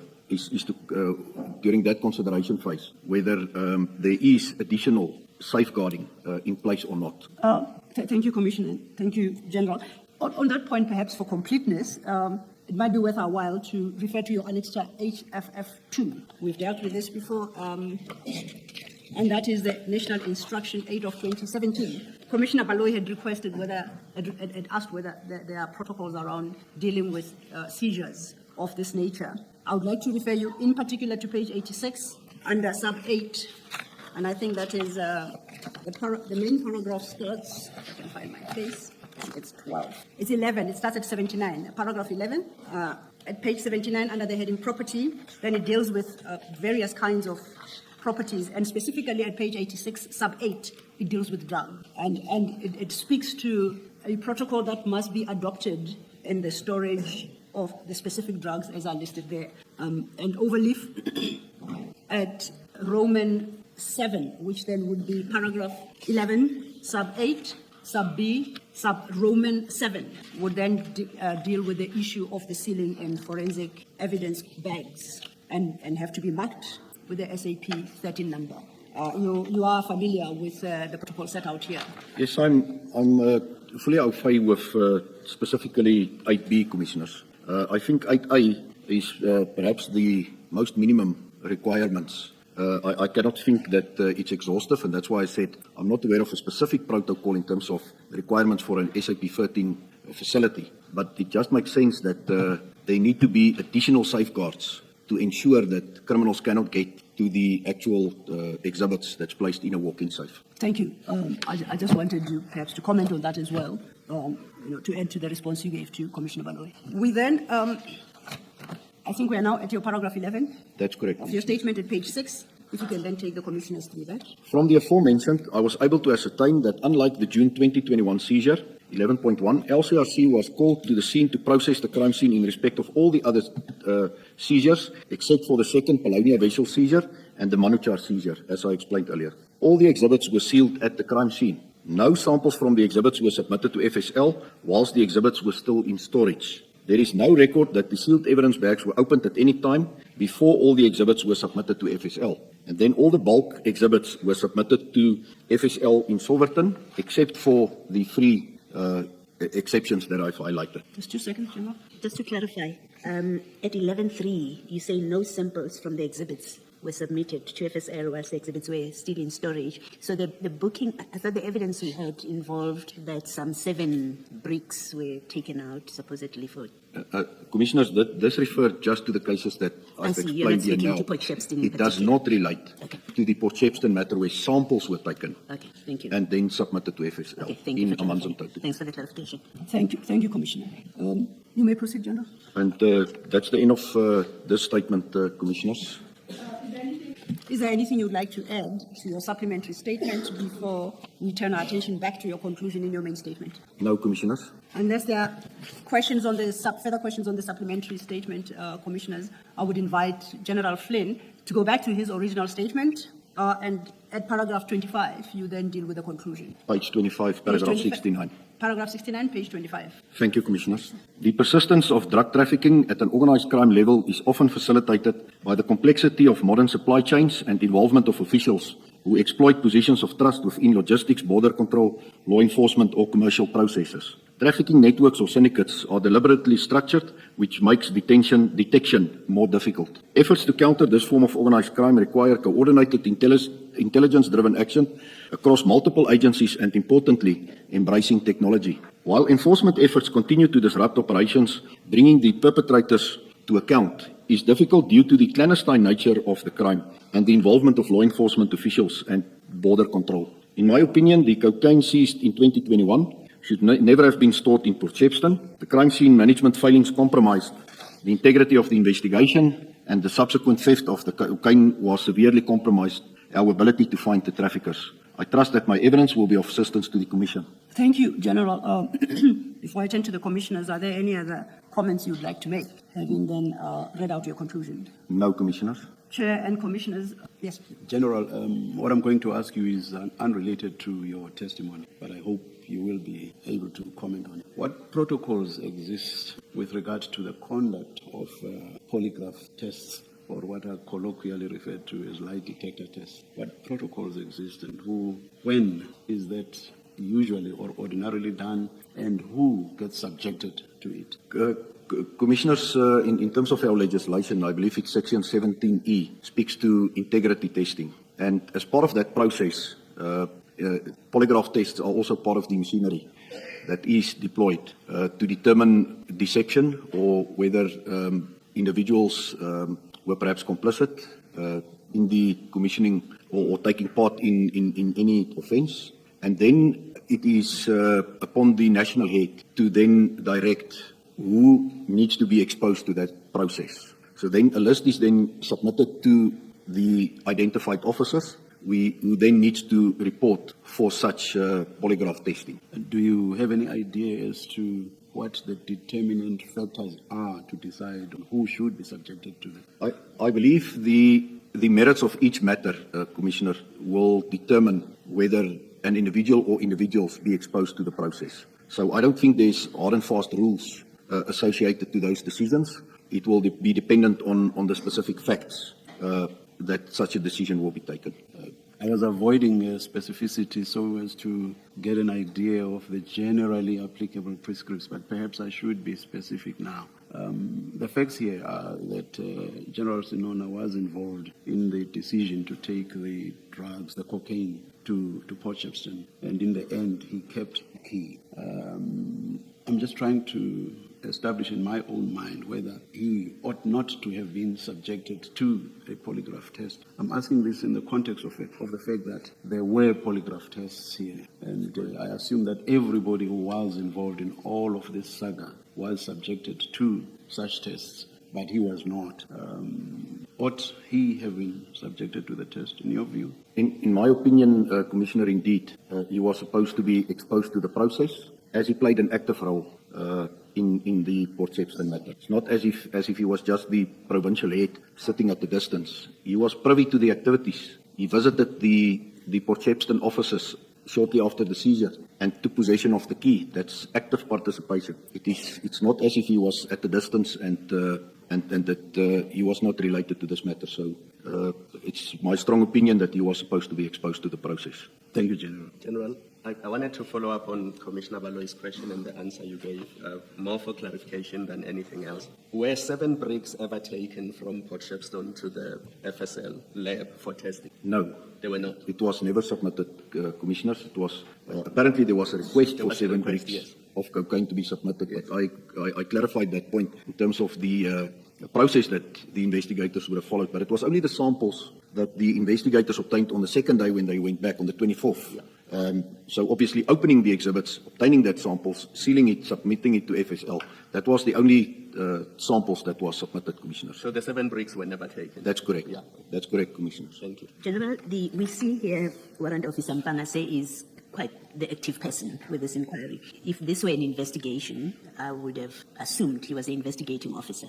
Does it mean he was in charge of the inquiry? Because remember we start off, you said yesterday that Colonel Jacob was the person in charge of the operation, and then he went off. Then you have Mbuyiseli, who seems to be very busy here. Would he have been therefore the owner of this inquiry?